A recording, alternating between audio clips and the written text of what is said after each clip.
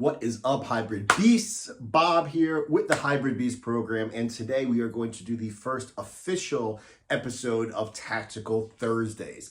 Now, these are the days where I'm going to be talking about shit that will keep you alive when your ass is on the line. Okay, we're going to go past martial arts, we're going to go past combat sports, we're going to go into like, you are concerned for your life, and the only way out of this situation is through the person threatening your life, okay? So it's gonna be very down and dirty. A lot of people who really have experience in actual combat and actual situations that were really dangerous, like somebody went to the hospital afterwards, are gonna nod their heads and say, yes, that makes sense. And a lot of little baby boys who, have no idea what they're talking about and think that, IPSC shooting is the best way to defend yourself in a combat situation, or MMA is like the only martial art that will ever do anything, and that's exactly what real combat is like. Those people are going to embarrass themselves because they're going to think that I'm full of shit, when having a black belt in UFC is not exactly what you need to keep a 110-pound soccer mom alive when, somebody's trying to kidnap her kid, okay? So let's go ahead and let's talk first in this first episode about the most useful self-defense technique. Now, when I say this is the most useful self-defense technique, I'm not just saying that it's effective, because it is brutally effective. It will immediately turn the tide in any fight and allow you to either escape or finish the fight immediately afterwards. As a matter of fact, a lot of the times, if you do this correctly, it's a showstopper. It will immediately end the fight, no questions asked, okay? Beyond that, it is also easy to learn and implement. It's the exact opposite of Bruce Lee's, one kick 10,000 times to master it. This is something that once you understand how to do it, you can have nearly 100% effectiveness with zero training, just understanding how to do it. So if you don't have a lot of time to train, this is the perfect technique for you. And if you have time to train, but you want to be combat effective now, you don't want to wait weeks, months, or years to be able to defend yourself and your family, this is one of the first techniques you should learn, okay? And most importantly, when I say this is the most useful technique, it's because you can use it in just about every situation. There are different scenarios from which you can be attacked, and there are different ranges between you and your opponent or opponents when you are actually in the midst of a combat situation. You could use this technique in just about every range and from just about any situation from which a fight originates. And I'm talking, of course, about the headbutt, okay? The fact of the matter is the headbutt is the most effective strike in combat sports, and that's the reason why it's not allowed in just about any combat sport, okay? It used to be allowed in the UFC. The reason why it was no longer allowed is probably because it was too brutal. Basically, what wrestlers, American freestyle wrestlers, would do is they would just pick a guy up, take him down to the ground, lay on top of him, and headbutt him until his face was torn open. They had to stop the fight because he was bleeding everywhere and his face was torn open, okay? In boxing, there was a book that was an excellent book. It was called Championship Street Fighting. It was basically a boxing fan who trained as an amateur boxer, just trained in a gym, knew a lot of boxers, and he wrote a book about how you could use boxing as a martial art or a self-defense art. And he even said that most of the fights, or most of the cuts you see in a boxing fight, are from headbutts, whether they're intentional or unintentional. So what we're talking about is when somebody's doing what I call, bent arm strikes, or throwing punches, like uppercuts and hooks, and they're in close and their heads are close. You can either accidentally headbutt a person, open up his eyebrow, cause a nasty cut, eye swells shut, he can't see, blood gets in his eyes, can't see, big cut, have to stop the fight because there's a big cut, okay? A lot of times it's accidental. People are just, their heads are close to each other and they just accidentally headbutt. Or, hey, my head's right here, let me go ahead and pretend it's an accident, but intentionally headbutt this guy, okay? A lot of fights end in boxing because of this technique. And the same thing you see a lot in the mixed martial arts. A lot of times you're going to see somebody who gets cut and it's just an accidental headbutt. Okay, so this is an extremely effective technique in terms of somebody's going to get hurt. If you know how to use it, and I'm not going to get into the technique right now, but if you know how to use it, you can make sure that the other guy is the one that gets hurt 100% of the time and that you get hurt close to 0% of the time. Because when two heads come together, somebody's going to get hurt. I was training Judo for a while. And if you've ever trained in Judo, you'll notice what you do is you grab one hand on the lapel and one hand on the elbow, on the gi, the jacket. And what you do is there's a lot of pulling a person down, pulling a person up, pulling a person to the side, pulling the person in. And I constantly ask, like every 3 seconds, I'm like, how is it that people do not get headbutted all the time? Because I grab you and I pull you in because I want to do a hip toss, let's say. But I'm basically moving my head and my upper body forward, pulling your upper body, your head forward. How is it that people don't just accidentally clash? Okay? So basically what we're talking about here in a situation is if you are, in fact, a trained combat athlete. Okay, let's stick with Judo for a second. Now, if I go ahead, I try to grab your collar and try to grab, your elbow, okay, in a combat situation, like a street fight. Like you attack me and I want to take you, throw you to the ground, maybe kick you, stomp you, and then just run, okay?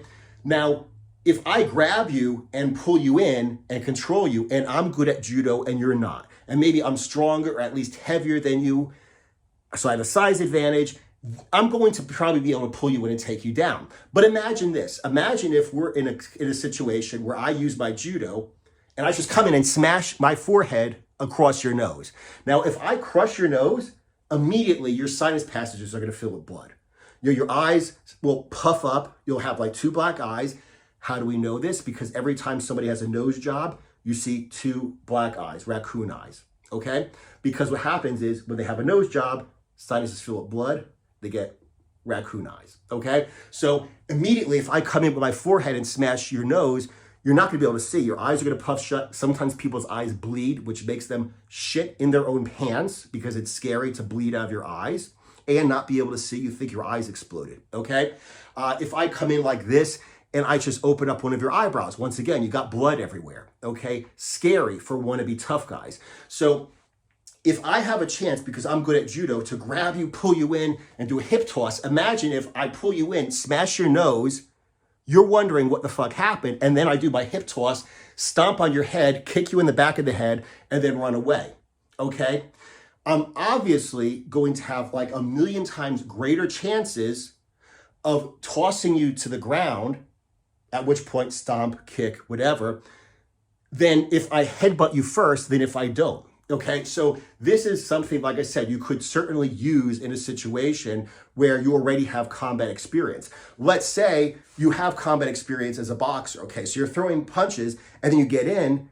Now, instead of just pushing your head against the guy so you don't headbutt him and using, like I said, bent arm punches, hooks and uppercuts, imagine if you get in and you get close and then you intentionally headbutt this guy. You intentionally bump in and open up his eyebrow. You intentionally put your head in his eye socket and swell his eyes shut. You intentionally maybe push him back and then come down with your forehead and smash his nose, okay? So if you're a boxer, you get into a situation like this where it usually kind of slows down, which means there's a chance he's gonna hit you and take you out. There's a chance his guys are gonna come and take you out. There's a chance that he's gonna pull a knife, he's gonna pull a gun and take you out. So you wanna end this as quickly as possible. So you're throwing, boxing techniques from a distance, you get in close, bend arm punches, and then you can take him out with a headbutt. Maybe you knock him out. Probably not from this situation, but once again, 2 boxers are, following, the rules and they're just throwing punches, or one guy decides to go ahead and intentionally open up the guy's eyebrow, swell his eyes shut, smash his nose, etc. with his head, then he can come back and fly in with a serious, serious punch, because this guy's going to be wondering what the hell happened. Yes, I understand boxers are used to taking punishment, but there's a difference between getting hit with knuckles and with boxing gloves, headgear, not headgear, and there's a huge difference between getting hit with a headbutt. If this guy's ever been headbutted in sparring, he's going to think, oh shit, the guy headbutted me accidentally, now we're going to stop and I'm going to recover. Well, no, not really, because that's not what happens in a real fight. What happens in a real fight is you go ahead and you headbutt this guy, then you fly back and you come in with a massive, massive, massive straight that will knock anyone on his ass. And we all know, just like I can take a guy down with a judo throw better if I headbutt him first because he's not thinking about his balance, if you don't see a punch coming, the chances of you getting knocked out are like a million times greater. If you know a punch is coming, you can usually roll with it or brace yourself or whatever. But when somebody gets knocked out in boxing, what happens? I didn't see the punch coming. He hit me. He caught me off guard. Boom, knocked me out. Okay, great. The same thing happens here. Like I said, boom. Oh, he headbutted me. Well, in sparring or in a real fight, we have a few seconds to recover. No, you don't. Come back. He's not expecting it. And then you just land one of the most powerful punches. He's not defending himself because he's worried about the headbutt, okay? Like I said, we're talking about on the ground, okay? If you're in a situation where somebody, it works a lot better if you're on top and your hips have to be lower than his. So if you're sitting on top of him, if you're mounted and you headbutt, what's gonna happen is you're gonna hit your face against his forehead. But if you're in his guard, so I have a black belt in jiu-jitsu, I'm gonna beat you. Okay, great, you jump the guard. First of all, concrete floor, I just drop on top of you, not a good thing to do. Look up when Rampage Jackson was fighting in Pride against, name escapes me right now, but basically what happened is he picked him up and then he slammed him down onto the ground. Now, actually, when you look at the replay, you'll see that Rampage accidentally headbutted him. Then the guy hits the ground with his back and then his head bounces against the ground. He was knocked out like no other, okay? So like I said, here I am fighting jiu-jitsu guy. Jiu-jitsu guy jumps into the guard. I slam him down on the concrete. The fight's probably over. But since my hips are lower than his, okay, his hips are wrapped around my waist and my hips are lower than his, now if I headbutt, I will be putting my forehead against his face. How many times do you think I can do that before he has massive issues? Can't breathe, can't see because of blood, his face is torn open, scary stuff, okay? So what I'm basically talking about is, like I said, in any combat situation that uses combat sports, using the headbutt will completely improve your chances, okay, of using your actual sport techniques, okay? On top of that, this is definitely a standalone technique because I said in different areas of combat. And believe me when I tell you, you can use the headbutt from a longer distance. And one of the reasons is, how many people, when I said the headbutt's the most useful self-defense technique, laughed, oh no, that's not a real technique. Nobody expects it. People expect it in Europe. People expect it in Britain, especially the UK. Why? Because what do we do in America in high school? We play football and we do wrestling, which basically means we rush forward and tackle a guy to the ground. Whether you're a wrestler or a football player, you tackle the guy to the ground. What happens in fights in America? You jump in and at one point or another, somebody gets tackled to the ground or rolling around the floor. What is the sport in every country outside of the United States? Soccer.